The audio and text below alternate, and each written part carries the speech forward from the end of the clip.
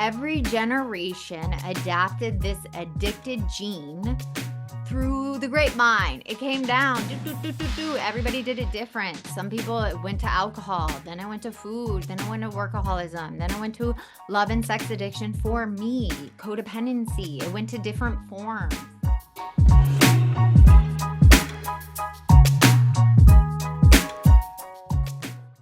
Shh.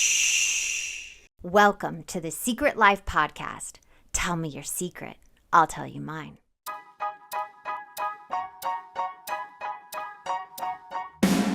Sometimes you have to go through the darkness to reach the light.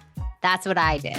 After 12 years of recovery in sex and love addiction, I finally found my soulmate, myself. Please join me in my novel, Secret Life of a Hollywood Sex and Love Addict, a 4-time bestseller on Amazon. It's a brutal, honest, raw, gnarly ride, but hilarious at the same time. Check it out now on Amazon.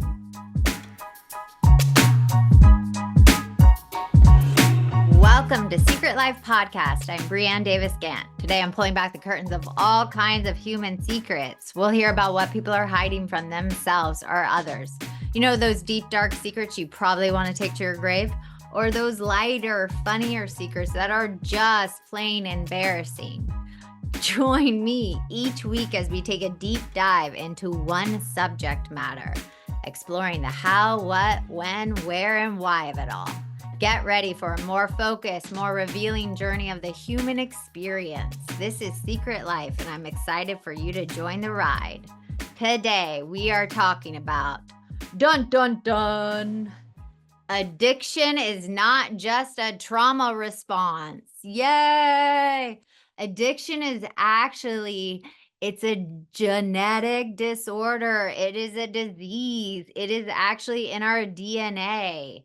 I'm dealing with a lot of people that think if you do trauma work, your addiction will magically go away, that you can control it, that you can willpower this shit, that if you are addicted to alcohol or love addiction or getting attention and validation from people, you can magically, it will magically like evaporate and go away. That is not the fucking case. You are not magical. You cannot make it go away. There is something in your DNA that has been passed from generation to generation. Let's do my tree. Mine was my great-great-great-great-grandfather was an alcoholic. And every generation adapted this addicted gene through the grapevine. It came down. Everybody did it different. Some people went to alcohol, then I went to food, then I went to workaholism, then I went to love and sex addiction. For me, codependency. It went to different forms. But the DNA in my body gets hijacked. My nervous system gets hijacked. And I just didn't pick the chemical. But if you are a chemical addict, you are not going to outwill this shit. You cannot go dry drunk. You are not powerful enough. And this is for one specific person. He thinks he can magically make this go away, that he does not want the alcohol to win. You are not that powerful. I am sorry. And this is how I explained it to him. It's cancer. It's like cancer. It's a brain disease. There's nothing you can do about it. It's like having diabetes. It is like having cancer, and it is in your DNA. You are not responsible for it, but you have to treat it. Just like diabetes, people have to take medicine. Just like cancer, if skin cancer runs in your family, you need to wear sunscreen. You can't sit out in the sun, because when you sit out in the sun's rays affect your skin DNA that then causes those cancerous cells to pop up.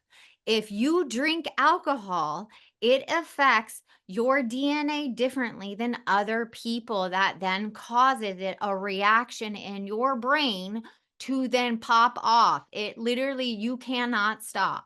It is a disease. There is nothing you can do about it, but you can treat it. You can't cure it, but you can treat it. And it's a lifelong battle.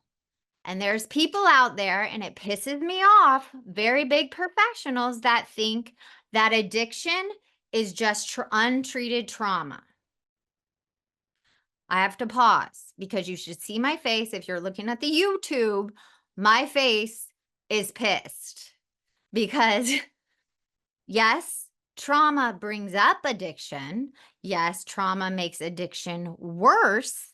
Yes, addiction then creates more trauma, and our nervous system then is attracted to more trauma. And then we have generational trauma that we're still carrying around in our bodies from our mom and our parents and all that stuff, and great grandparents. But addiction is not just unrelated trauma. You can write all the books you want, but that's not true. And usually people that think that have addictions they don't want to look at. You should see my face. It's pissed because that is somebody putting misinformation out there because they want to believe it themselves, because they don't want to do the work on themselves. They don't want to look at their addictive family tendencies and don't want to come to terms with their own addictions. So they want to put some information out there that goes with, so they don't have to look at themselves. The point is, trauma does not create addictions. Yes, you can turn to those addictive, but you usually have addiction in your family, and trauma can bring it up, but addiction's already there. So here's the deal. You have to treat your trauma to help your addiction, and it's like a treatment. Here's a treatment plan for you for your cancer. You got to do chemo, you got to take all these vitamins, you got to eat like this, you got to stay out of the sun. This is your plan. For addiction, it's the same thing. Here's your treatment plan. You're going to go to rehab. You're going to work on these issues. You're going to look at your family dynamic. You're going to start learning to set boundaries. You're going to stay away from toxic people. You're not going to be in a relationship. You're going to live in a healthy environment. You're not going to watch these types of movies, TV shows, these things. You're going to not hang around these areas. Like all the things that trigger you, you're going to stay away from. And this is your treatment plan. And you're going to work on your body, and you're going to, because the body keeps the score. So you're going to do body work, and you're really going to work on your mind, and you're going to work on your trauma, and you're going to look at sexual trauma, and then you're going to look at all the bad things you did, and you're going to work on, and this is your treatment plan. And then after you're done with that, we're going to put you in the real world, and then we're going to put that all to a test. And this is going to be your life, and you have to stay on this treatment plan. It doesn't mean you work on your trauma and you go to therapy and you do all of this and then magically you're not an addict anymore. That's not what happens.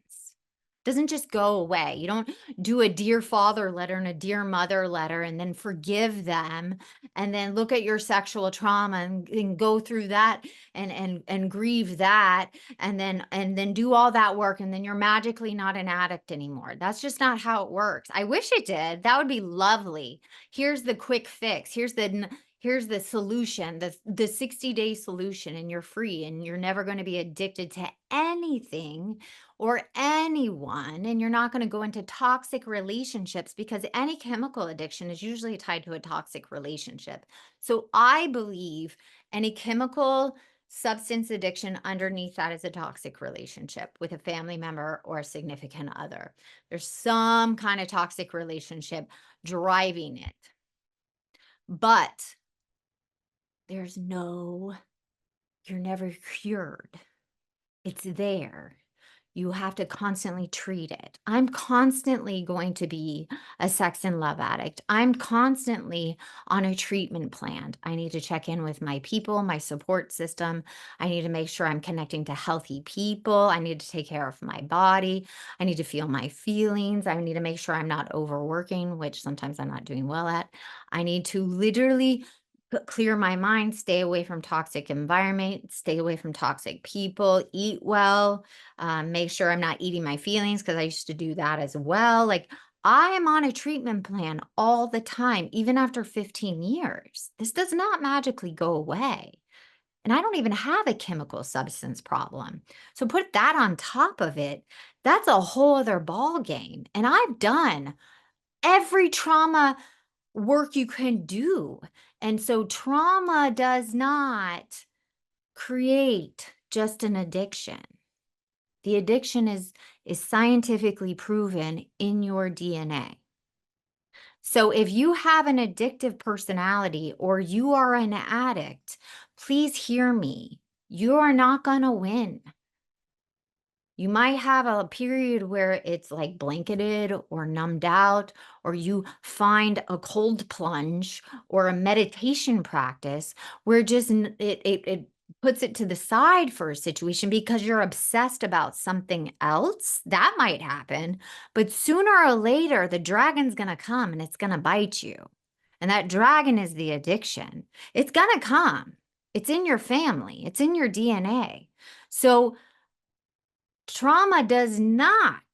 healing trauma does not just fix your addiction. So please, I'm begging you, don't just read a TikTok video and think if you heal your trauma, your addiction will go away. You have to literally surrender your life and know that all the things you were doing before and the people you were hanging out with has to change. And you have to pivot and change your life to then do it differently, to have a different life, to not do those behaviors, because it will come back in a different form. Usually it's a whack-a-mole. You take away the chemical, it's the toxic relationship. If it's not the toxic relationship, it's being on your phone. If it's not the phone, it's literally shopping. It will whack-a-mole. It will catch up with you. So look at anything you're obsessed with. Even if overworking out or even obsessed with healing it sometimes can be your obsession. But just healing your trauma is not going to heal your addiction. So please, even if it's a professional, even if they have those letters behind their names, be weary. Usually the people that have the letters behind their names got into it to heal their own shit. And they actually never did the work themselves. They just went to school for it and they didn't do the work themselves. I promise you, those people are... Be weary. Look at their lives if you can. And usually behind the curtain, not so good. So I just want you to not think it's an easy thing, because healing trauma is not easy, but getting rid of addiction is a lifelong journey. So don't be fooled by the easy solution. You don't take ayahuasca and then magically get healed. That's not how it works. So don't buy into the bullshit. That's what I'm trying to say. All right? You hear me? You got it? All right. We're on the same page. Great. Okay. Well, thank you for listening to Secret Life Podcast. I hope that helped. I hope you surrender, hit your knees, understand it's a lifelong process, but it gets easier. It gets easier with time. And it's like the most beautiful journey I've ever taken and Mark's ever taken. And listen to like 36 years for him, 15 plus years for me. You can do it. And then you don't carry it to your next generation. But don't fool yourself thinking that, oh, I'll do this and it will magically heal. It won't. Like, it's okay. It's a disease. It's a disease. You're not going to magically heal it like that. A treatment plan, that's the only thing that works. And you keep doing it every day and it gets easier. So again, thank you for listening. I love to hear your thoughts on this topic. Let me know something you want to talk about and send me a note at secretlifepodcast@icloud.com. Until next time.